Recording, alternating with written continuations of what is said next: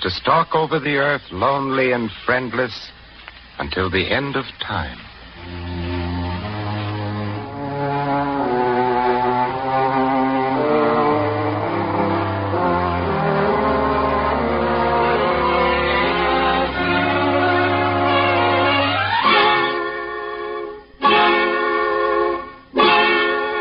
Time is the judge, history the jury of these mysterious men whose stories have no ending. And you seated there beside your radio, you sitting in judgment on this mystery, you are the 13th juror.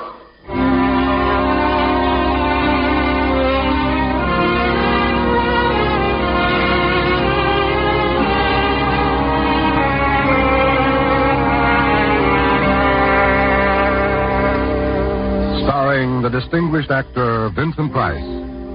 This is the first in a series of unsolved mysteries, written and directed by Arnold Marquis, creator of NBC's prize-winning programs Unlimited Horizons, The Pacific Story, and The Fifth Horseman.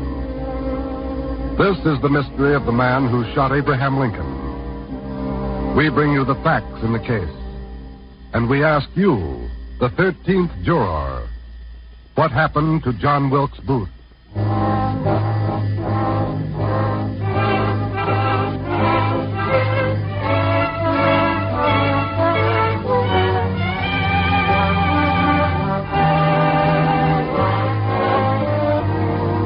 This is Vincent Price. On the night of April 14th, 1865, John Wilkes Booth stepped into the president's box in Ford's Theater in Washington, D.C., shot Abraham Lincoln, jumped to the stage and shouted, rushed out of the back door, and galloped away. This much we know. But what happened after this to John Wilkes Booth is shrouded in mystery. 12 days later, after one of the greatest manhunts of all time, the War Department announced that John Wilkes Booth, the assassin of the President of the United States, was dead, killed by federal troops near Port Royal, Virginia. The body was brought back to Washington secretly. Easy now. Easy. Lower away. At midnight, by the light of flickering candles, the body of the man killed near Port Royal was lowered into a grave beneath a warehouse floor. Easy. Easy now. That's all. Till it is. When they had finished, they sealed that grave with concrete, level with the warehouse floor. And there, officially, ended the story of John Wilkes Booth.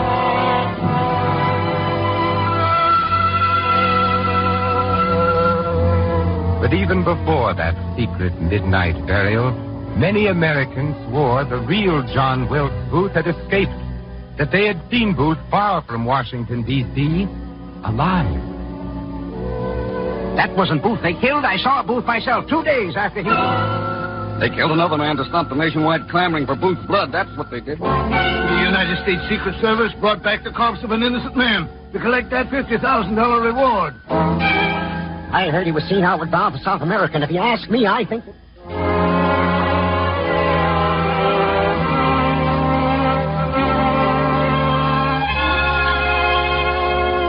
Was he dead, or did he escape? By now, the living ghost of John Wilkes Booth was stalking the earth.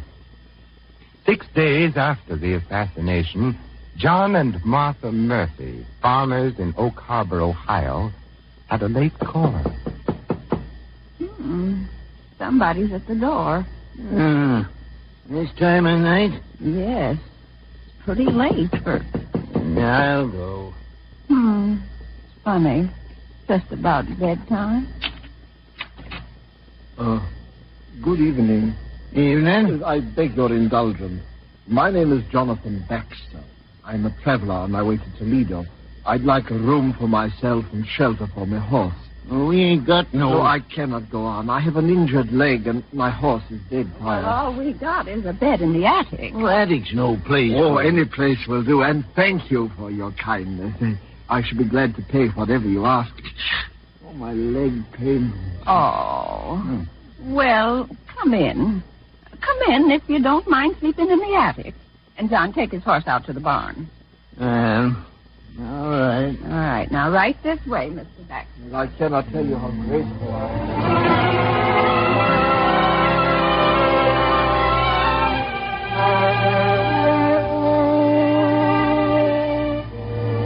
Jonathan Baxter, J.B. The same initials as John Booth. So far as Mr. and Mrs. Murphy of Oak Harbor, Ohio were concerned, Jonathan Baxter slept the sleep of the just. They were up early, and so was he. And while John Murphy was out saddling the stranger's horse, Martha engaged him in conversation. Well, I guess you travelers see a good deal always on the go. It's quite a good deal, Mom. Have you heard much about the assassination of Abraham Lincoln and his thoughts? Well, I guess we heard about it same as everybody else did. Mr. Baxter, your horse is ready. Oh, well, thank you. You are hospitable indeed. Mr. Baxter was just asking if we heard much about the murder of Mr. Lincoln. Yes, we did. That fella Booth should be catched and strung up. Why do you say that, sir? Oh, he killed Mr. Lincoln, didn't he? The man who killed Lincoln was a hero. Are you crazy? Crazy indeed. I shall be immortal. I am J. Wilkes Booth. You? J. Wilkes? Yes, I. This injured leg of mine was broken in the jump from the presidential box to the stage. But I'll never be taken. Out of my way. But you... I'm on my way to Canada. They'll never take me. It's him. He looks exactly like his picture. Come back here. You'll never take me. I'm J. Wilkes Booth. Come back here. Get up there. Get up there.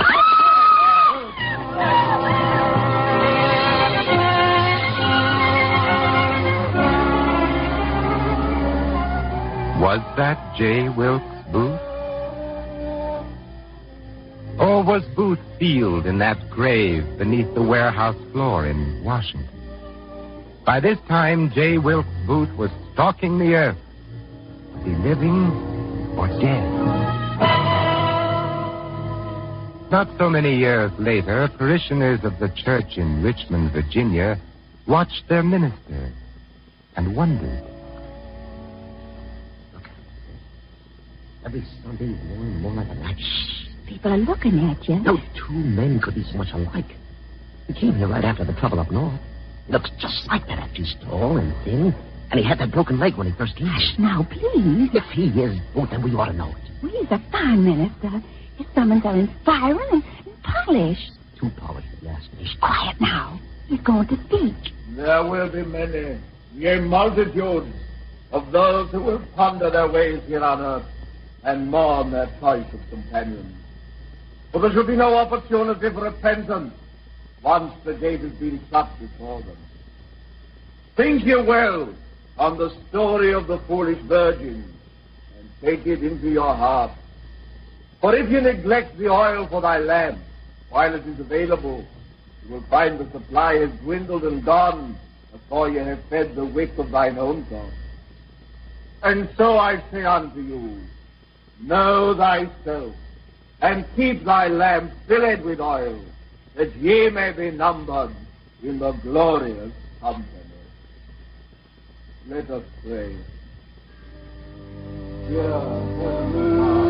That faker. Sometimes I want to stand and shout. Tell us already, John Wilkes Booth, you blackguard.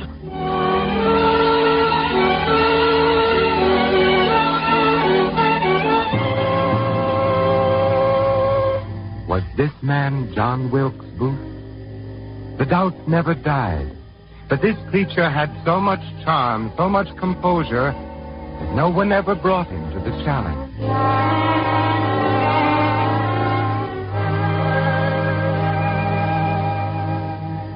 By this time, John Wilkes Booth had become almost a legend. He was seen everywhere. 10 years after the assassination and the reported killing of Booth, a saloon keeper in Granbury, Texas, said something to a youth. You've heard how Abraham Lincoln was shot in Ford's Theater in Washington 10 years ago? Why, yes, sir. We were told in school. Yeah. And were you told of what happened to the man who fired the shot? To John Booth? Well, he was shot in the barn. He was not shot in the barn.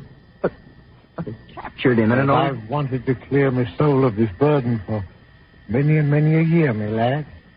I can prove to you, beyond any doubt, that what I have told you is true. That John Booth was not shot? Yes. For I am J. Wilkes Booth.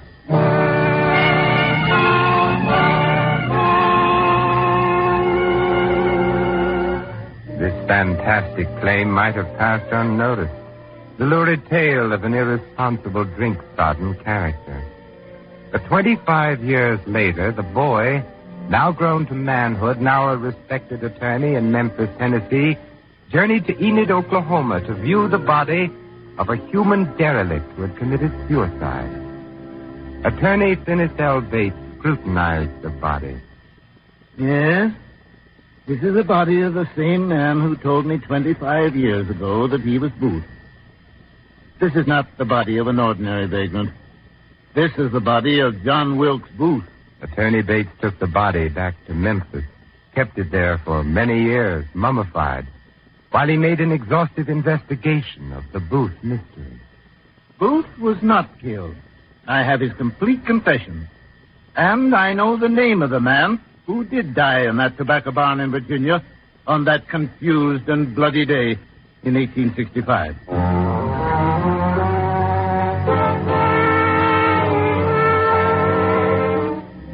If the man buried under the warehouse floor in Washington was not John Wilkes Booth, who was? Immediately after the assassination of Abraham Lincoln, the nation seized in the frantic search for the fugitive Booth. Troops of cavalry scoured the countryside, but the tall, thin assassin, dramatic in word and action, slipped through their lines. Some days later, two gaunt men, one of them tall and thin, with an injured leg, turned up at the ferry on the Rappahannock River at Port Royal, Virginia.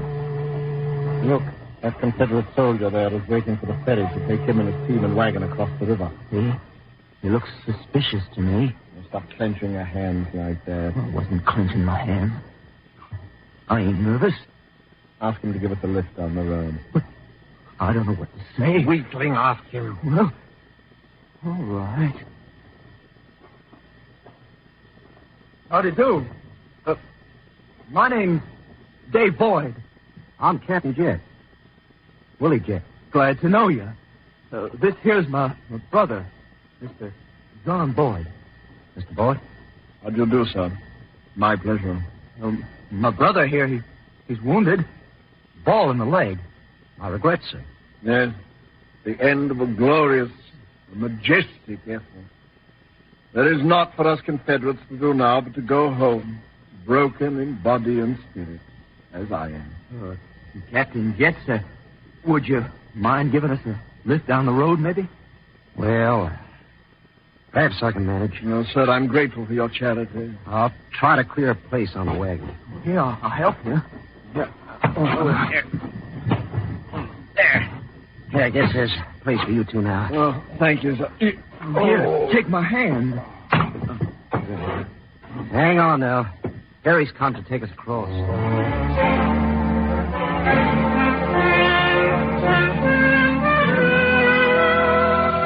As they crossed the river and rolled down the road, Captain Willie Jet eyed his two passengers. I'll be glad to get home. Yes.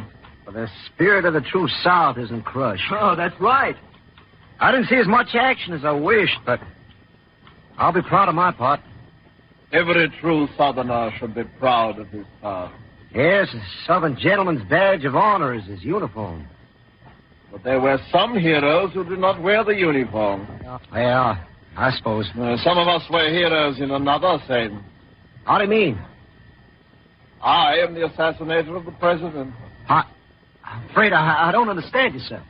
I killed President Lincoln. You? Don't pay no attention to him, Captain. He's all... Silent fool. I am J. Wilkes Booth. It's impossible. Look at my leg. Broken in the jump from the president's box to the stage. It's broken. Not shot. He don't know what he's saying. He don't know what Deeds are not done on the battlefields alone. You, J. Wilkes Booth. Yes. Did you ever see me on the stage?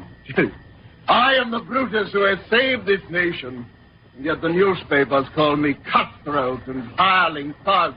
I, J. Wilkes Booth. But it was I who forever ended tyranny in this nation.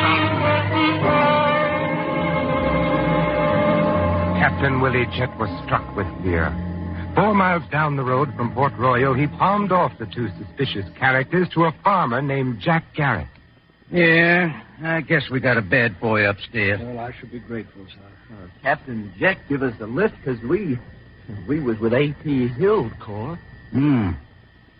You two see anything of that play actor John Booth on the road? No, we ain't seen nothing of him. No. Have you? They're offering $50,000 reward for him, dead or alive. That is a great deal of money. Wished he'd come this way so I could catch him and get the reward. If he were to come this way, would you inform against him? I could sure use the money. Yes, but you would... What's that? Cavalry? Oh. There's a troop of Yankees coming down the road. Yankee soldiers? Yeah, Yankees. Have to hide the food, lock the barn. Perhaps I'd better hide, too. Oh, you're not in danger, sir. It's best that we hide. Come, cousin, give me a hand. Where you going, Mr. Boyd? I'm wounded. I fear them. They won't touch you. They might steal provisions. Look, a whole troop of Yankees riding by. It must be important for that many cavalrymen to be down here. Shall we search this farmhouse, Lieutenant? No, it looks all right. Hold it.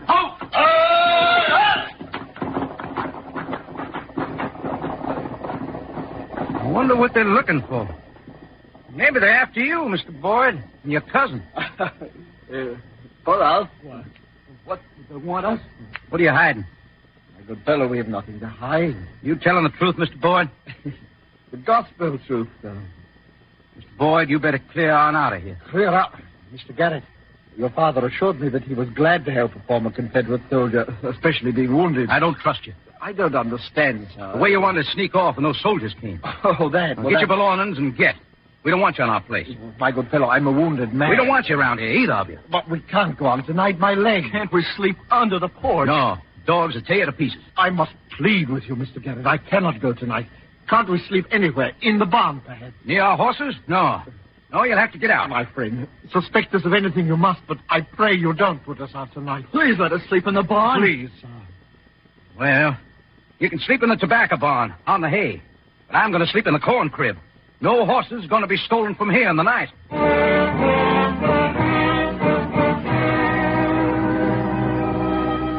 The stage was set for a dramatic scene the world would never forget. As evening fell, the 2 strangers made their bed in the hay in the tobacco barn. The tall, thin one with the dramatic voice lay himself down with a grand manner. Nearby in the corn crib lay Jack Garrett, pondering over the name John Boyd, and the initials J.B., and their possible relationship to John Booth. And up the road at the Goldman Tavern, tossing and turning in his sleep, was the Confederate officer who had given the 2 strangers a lift from the ferry at the Rappahannock, Captain Willie Jett.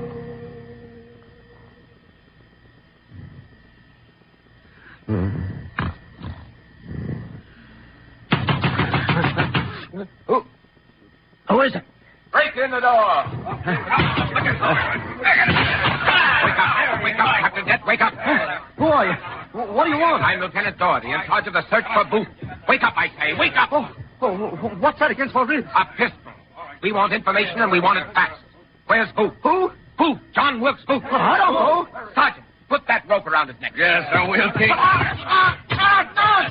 All right, where's Booth? I don't know where he is, Ollie. We have information that you gave John Wilkes Booth and Davy Harold a ride in your wagon. Now, where is he? But it was Booth. He said he was assassinated the president, but I Where is he? I dropped him off at a farmhouse. A farmhouse about 4 miles down the road to Bowling Green. Get up. You're taking us there.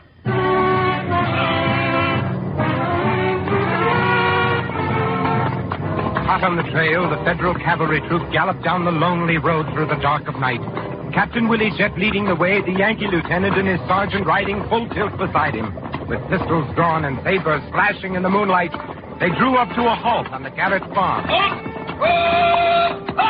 Dismount! Surround the house and barn. Come with me, Captain Jet. Yes, sir. Open up! Open up! Sergeant, bring that rope. Yes, it's 2 o'clock in the morning, sir. Maybe... Open up or we'll break in the door. Here. What do you want? Searching party. Where's Booth? Booth? Yes, John Wilkes Booth. Where is he? I don't understand. We're looking for John Wilkes Booth. Captain Jet, tell this man what you told me. I put J. Wilkes Booth off here. Now, where is he? Oh, it's Boyd and his cousin. They told me they were brothers. They're down in the tobacco barn. Where is that barn? Yeah, right down this way. Come on, mate. Yeah, they're in there. Get in there and tell them to surrender. But I... Get in there. All right. Gentlemen, the place is surrounded by Yankee troops. They want you to come out and give yourselves up. Get out of here, you blasphemous fool. All that I could have trusted such a treacherous villain. Yeah, he won't come out. He's waving a pistol in the carbine. I'll talk to him. Now, quiet, everybody. John Wilkes Booth, I've come in the name of the federal government to arrest you for the murder of President Lincoln. Come out and give yourself up. I am being persecuted as a Christian. Oh, we're gone. Oh, we've got to give up. We've got to. Come out. I demand your surrender in the name of the federal government. I'm going to go. I'm going out there to give myself up. Oh, they're trapped, and I can see them out there. They'll shoot. I'm going. Baby! Look, Lieutenant. He's coming out smirking and foaming like he was silly. Sergeant, find this man and put a guard over him. Yes, sir. Now, Booth, Davy Harold has given himself up. Come out while there's still time. Oh, in the democracy of the dead, all men at last are equal. I am a poor wounded Confederate soldier. Come out, Booth, or we'll come in and take you. Oh, I'll show you my courage. I will come out and fight all of you on me crash. Oh, my poor legs. We'll smoke him out. Sergeant Corbett. Yes, sir. My orders are that no one is to shoot. We must take this man alive. Understand? Yes, sir, but he might try to fight his way out. He has a couple of guns. My orders are no one is to shoot. Yes, sir. Go around to the rear of the barn. Reach in through one of the cracks and set fire to the hay on the floor. We'll smoke him out. Yes, sir.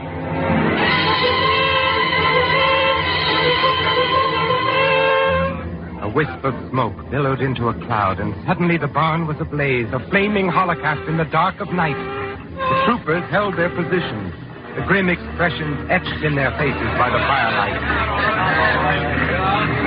Watch him, men. Don't let him escape. But take him alive. Inside the barn, the trapped man struck at the flames, struck out like a wild man. The flames leapt up around him. Hold your position, men. Suddenly, in the back of the barn, somebody fired. Somebody fired a gun. Well, Booth is down. He shot. Somebody shot Booth. Who fired that gun? Quick, rush in and drag him up. Yes, sir. Yes, sir. Come on, give me some help. Yeah, come on.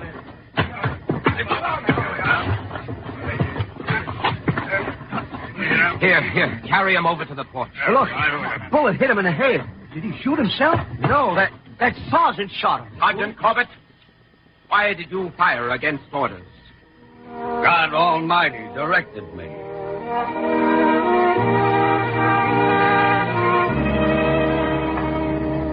Was this the end of John Wilkes Booth? Was it John Wilkes Booth who stopped that night at the Murphy farmhouse near Oak Harbor, Ohio? Was that minister in Richmond, Virginia, John Wilkes Booth? Was that saloon keeper in Granbury, Texas, who killed himself in Enid, Oklahoma, John Wilkes Booth?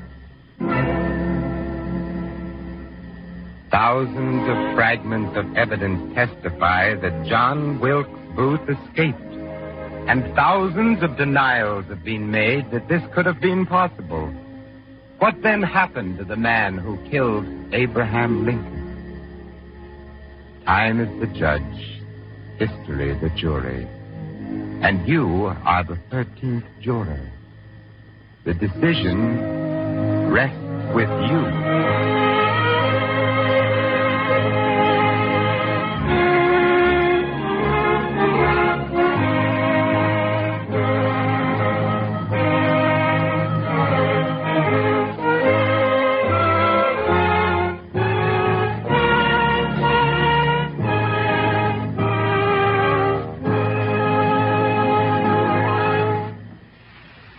You have just heard Vincent Price in The 13th Juror, an NBC Hollywood Radio City production written and directed by Arnold Marquis.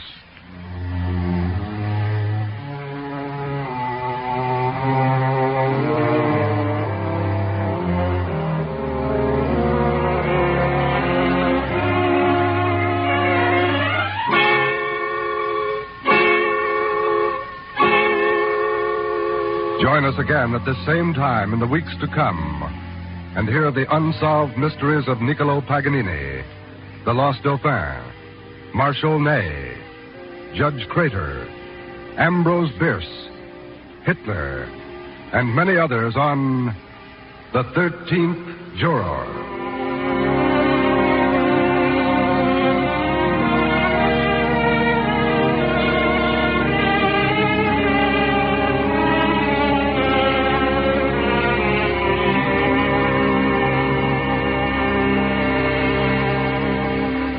The music was composed and conducted by Henry Russell. John Storm speaking. This program came from Hollywood.